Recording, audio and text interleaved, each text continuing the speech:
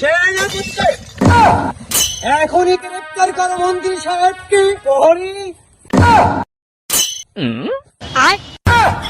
Please আমাকে ক্ষমা করে দাও।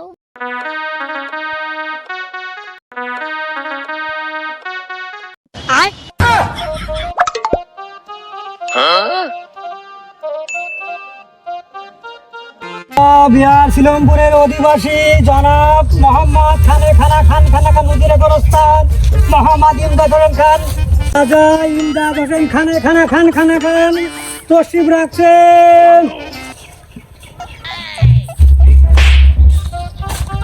মন্ত্রী সাহেব, জি জনাব। আপনাকে বলছিলাম আমার এই রাজ্যে ঈদ আমার প্রজাদের কেমন কেটেছে সবার খোঁজ খবর জানাতে আপনি কি সেটা আমাকে জানিয়েছেন মন্ত্রী সাহেব? সারা রাজ্য আমি তন্ন করে প্রত্যেকের বাড়ি আমি গিয়েছি জনাব। সবার ঘরে আমি ঠিক মতো ঈদের সামগ্রী পৌঁছে দিয়েছি, কারোর ভুল ত্রুটি হয়নি জনাব। কোনো বাড়ি বাকি নাই আমার রাজ্যে? জনাব কোনো বাড়ি বাকি নেই জনাব। আমি যদি মন্ত্রী সাহেব কোনো রিপোর্ট পাই তোমার চাকরি বরখাস্ত করে দেবো। জনাব আমি দীর্ঘ 40 বছর এই মন্ত্রী পদে আছি জনাব, কোনো ভুল ত্রুটি আমার তো দেখা যায়নি জনাব। আপনি কখনো দেখেছেন? না, আপনার কোনো ব্যাড রিপোর্ট আমি শুনি, আর যদি শুনতে পারি আপনার চাকরি বরখাস্ত হয়ে যাবে। সেনাপতি সাহেব, আপনার হালটা জানো? জি জনাব।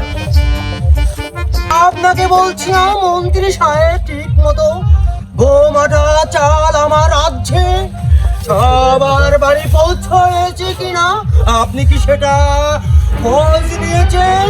জি মহারাজ। আমি যদি কোনো খোঁজ খবর পাই আমার রাজ্যে থেকে তোমাদের বরখাস্ত দেওয়া হবে। বলুন আপনাদের তার কিরম হাল? আমি বলছিলাম আমার রাজ্যে প্রজাদের ডেকে আসছে, আপনি কি উজির সাহেব প্রজাদেরকে সংবাদ দিয়েছেন? জনাব আমি প্রত্যেকটা বাড়িতে খবর নেওয়ার জন্য আমি রাজপ্রহরী পাঠিয়ে সবাইকে রাজমহলের সামনে দাঁড় করে রেখেছি। আপনি বলার সাথে সাথে তাদেরকে এই মহলে হাজির করবো জনাব। আপনি যদি তাদেরকে হাজির করেছেন তাহলে তাদেরকে আপনি ডাক দেন, রাজমহলে ডাক দিয়ে আমি তাদের মুখের কথা শুনতে চাই। ঠিক মতন আমার রাজ্যে সব বিতরণ হয়েছে কি হাজির করেন তাদেরকে। তামিম তুমি রাজমহলে হাজির হও। তামিম। জনাব তামিম হাজির হয়েছে আপনার রাজমহলে।